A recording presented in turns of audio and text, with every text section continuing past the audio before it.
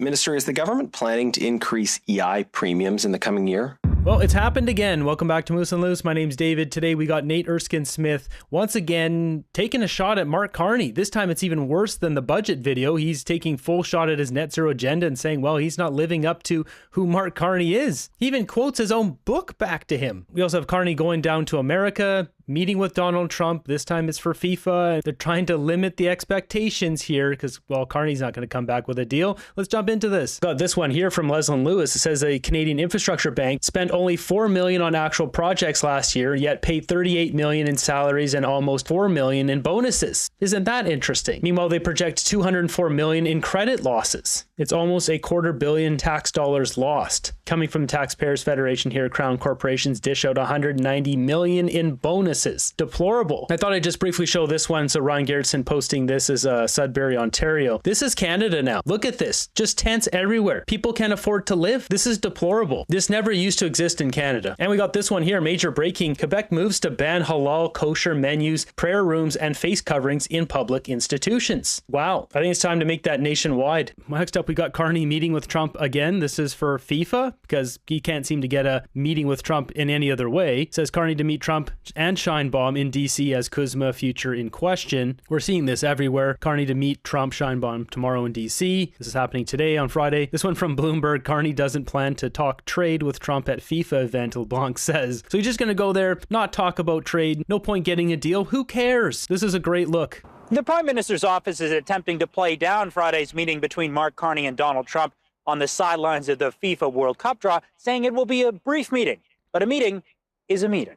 The fact is, And it gives Carney a shot to try and get trade talks, which have been called off since late October, back on track.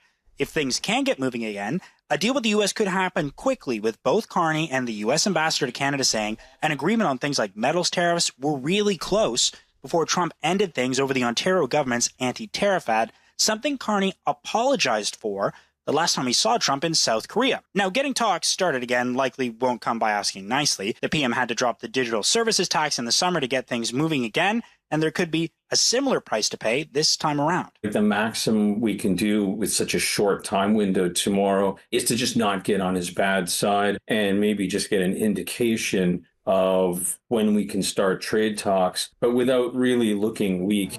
Now, as for the World Cup draw, Mark Carney is going to be pulling out at least one of the balls that will determine who Canada plays, and the men's national team, they've got a huge advantage. There are 4 pots that teams are drawn from, and as a host, Canada is in pot 1, along with the 9 other best teams in the world like Brazil, Argentina, and France, meaning Canada can't play them in the group stages. But there are still plenty of top teams Canada could be matched up with. Names you don't want to hear tomorrow, Morocco and Croatia. So this just goes on to talk about FIFA and the matchups. It has no relevance to politics. Here we've got the president and CEO of Business Council of Canada saying that Kuzma falling apart is basically impossible. He doesn't think that's going to happen. And this is quite possible. Trump just uses anything and everything to negotiate. That's what Trump does. And really, we won't know until next year. I think they said it's possible, and it's also possible the Toronto Maple Leafs might win a Stanley Cup one year, but it doesn't mean it's going to happen anytime soon. I think it's classic negotiation tactics, and I think we should be careful to separate all the noise from where things are actually going. The fact that I'm here along with colleagues from Canada, US, and Mexico speaking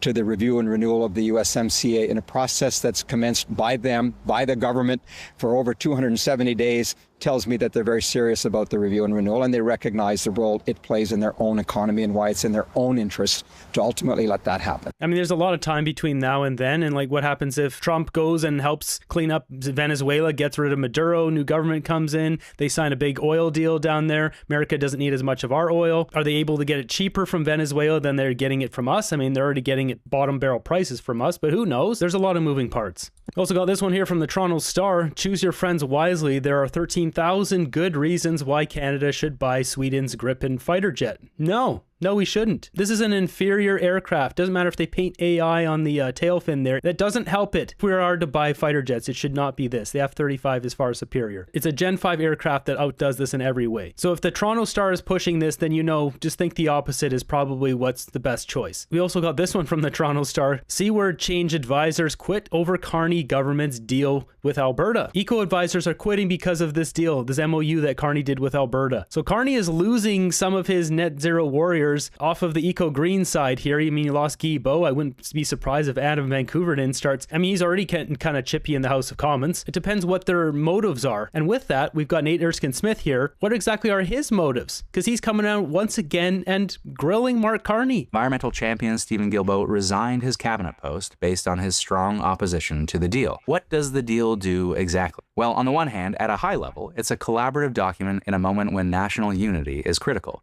It's an attempt by the feds to buy political peace with Alberta, to address a sense of Western alienation, to diversify our conventional energy exports from the US, and yes, to secure a less confrontational path to some climate action. But less action than one might have expected if we're being honest with ourselves. I mean, we gave up a lot, too much probably, for any short-term peace. It represents climate backsliding and a distraction from the ambition we need. Now, in fairness, let's start at the start.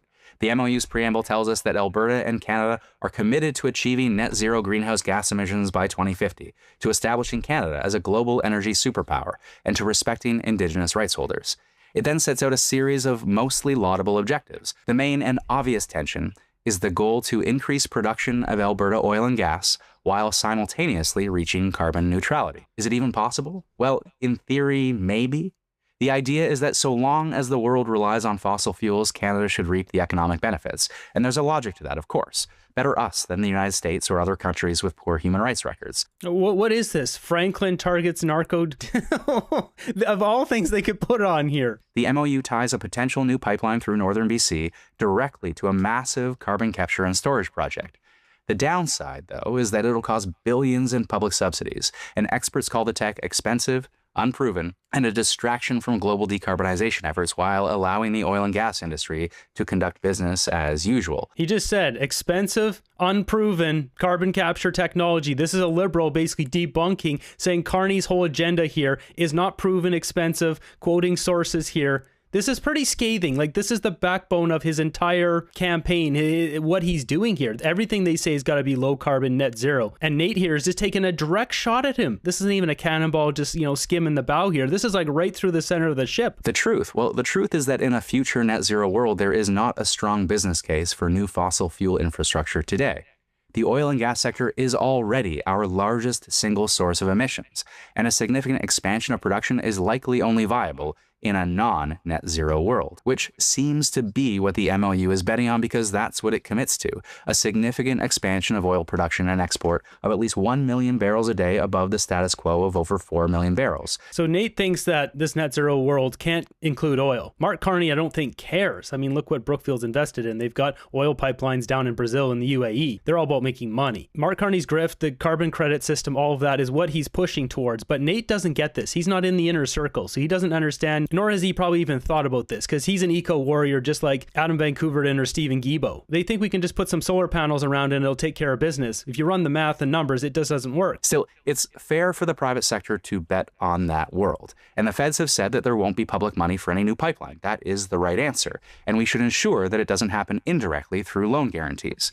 It's also fair for governments to approve weak private sector bets so long as the environment and Indigenous rights are protected and respected, which is where the proposal likely falls down here in the face of strong BC and Indigenous opposition.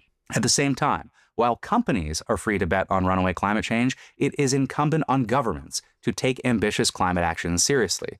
So does the MOU... This is amazing. Taking eco-action seriously. Isn't that what this liberal government's doing for 10 years and it's bankrupt our country? We're further in debt now. Trudeau spent more money than all other prime ministers combined, and Carney is further accelerating that. Well, what exactly are you guys doing over there? He talks about protecting Indigenous rights, etc. They always say this stuff. How about these guys trampling on Canadians' rights? That's what they do every single day. They're just trying to take it away. I think he's once again gearing up to jump ship and go over to the Ontario Liberal Party and be leader over there. That's why he's taking another shot at Carney, showing he can be a leader. That's what he's doing. I don't know when he's going to jump ship, but it's going to be at some point. So does the MOU get us there? Well, not nearly enough. Now, on the positive side of the ledger, Alberta commits to the construction of large transmission interties with BC and Saskatchewan. That is good. Alberta also commits to an industrial carbon price of $130 per ton and methane rules in exchange for Canada doing away with the oil and gas emissions cap and giving Alberta a carve-out from national clean electricity regulations. The industrial carbon price of $130, though, is well below the $170 federal benchmark. And the methane regs? Well, they've been ready to implement for a year now with a view to slashing 75% of emissions by 2030. That timeline is now pushed back to 2035. The Canadian Climate Institute warned that the MOU could trigger a race to the bottom on climate policy, and the Pembina Institute called it a missed opportunity, opening the door to delayed climate action and investor uncertainty. Yeah, but a lot of these agencies get government money, produce studies that are favorable for whatever Mark Carney or whoever the prime minister at the time is, Trudeau, as they see fit. Carney's trying to toe the line here, pretend he's some sort of a centrist, when really this entire time, he's not a liberal. This is the Brookfield Party of Canada, and these liberals haven't figured it out yet. It is hard to understand where on the path to net zero all of this leaves us. After dropping the consumer carbon price, winding down greener homes, and pausing the EV mandate, there were already gaps in our plan that hadn't been made up. And now there are additional gaps to fill. So what's the plan? We can't manage what we don't measure. And yes, I understand that the instinct for someone who had a front row seat to Brexit is to work together, to get buy-in from provinces, to establish a grand bargain, as it were. Of course it is. But we gave up a lot, probably too much, for whatever short-term political peace we'll benefit from. He's burning Carney pretty bad here. I mean, just saying, what's the plan, basically takes a direct shot of him saying this guy doesn't have a plan. Is this guy going to be in the Liberal caucus much longer? I mean, Carney doesn't have any options. He can't just toss him out. He needs all the votes he can get. After all, the last grand bargain was the $35 billion Trans Mountain pipeline in exchange for Alberta's commitment to carbon pricing and climate action, in part to address Western alienation. And where are we? Almost a decade later? Well, it's deja vu all over again, except with even less time to act with the sense of urgency required to build the sustainable future we deserve. The energy transition will happen with or without us, and we cannot afford any distraction. We need a clear-eyed, ambitious plan for net zero to become a clean energy superpower, and frankly, because the carbon budget won't balance itself. As a wise former central banker once wrote, value in the market is increasingly determining the values of society. We are living in Oscar Wilde's aphorism, knowing the price of everything but the value of nothing, at incalculable costs to our society, to future generations, and to our planet. This is wild. He's quoting Mark Carney back to himself out of his own book. This is a slap in the face to Carney, basically saying Carney is not net zero enough. Wow. This is the second time he's done this. There's got to be some sort of clapback for this. Take this from our platform in the spring.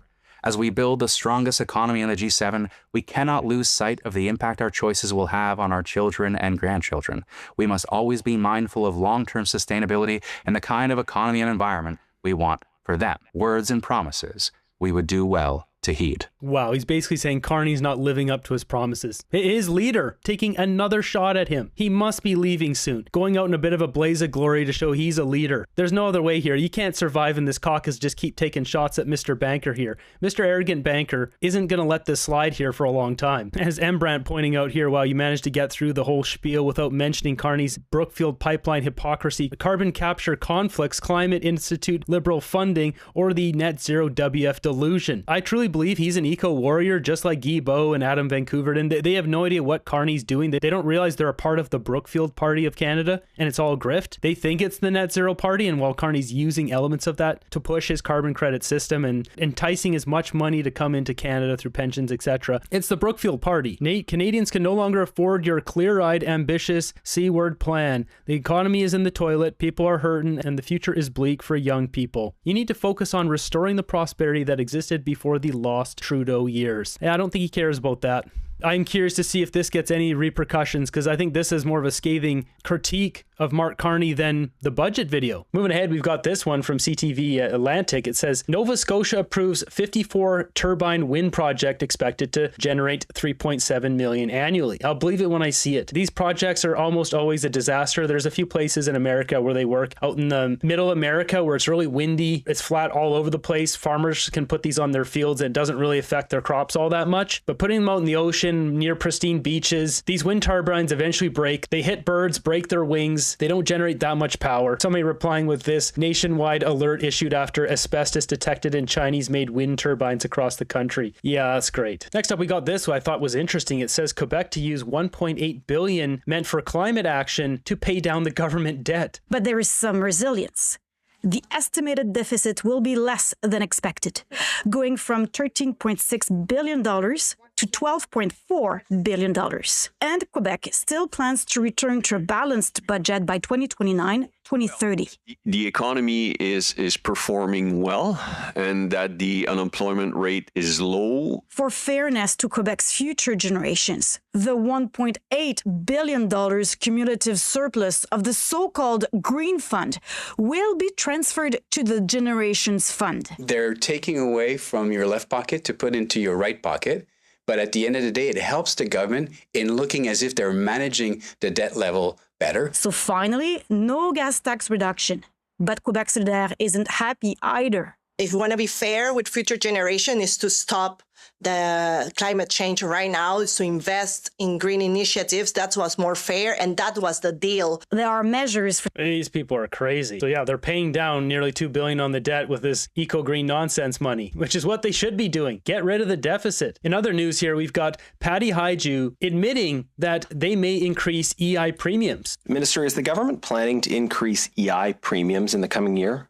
No, there's an annual process that the EI commissioners undergo, and so we'll have more to say. Yeah, it's ultimately the decision of the government. I know there's a process by which recommendations are made. Are you saying no decision has been made yet, or are you saying the government will not increase EI premiums? Saying is that we will wait to hear what the commission says. Okay, so you're not prepared to rule out an EI premium increase? What I would say is the chief actuarian will advise the government, and we will listen to the experts and determine the next steps at that time. The government... That sounds like we're going to increase EI premiums, but we're going to make sure someone else tells us that we should do it first. That way we can blame them. It will make a political decision ultimately in response to whatever feedback they get. So it sounds like you're saying that you would be open to either possibility based on the advice you get. Is that correct? Commissioners set the rate, and we will have more to say in September when that happens. I would say that based on the situation in the economy, the challenges around employing people, that it would be a terrible time to increase EI premiums. Canadians getting hammered from all fronts here. Is open to hiking EI premiums. They did it already for 2026. They're going to keep hiking things until there's nothing left here.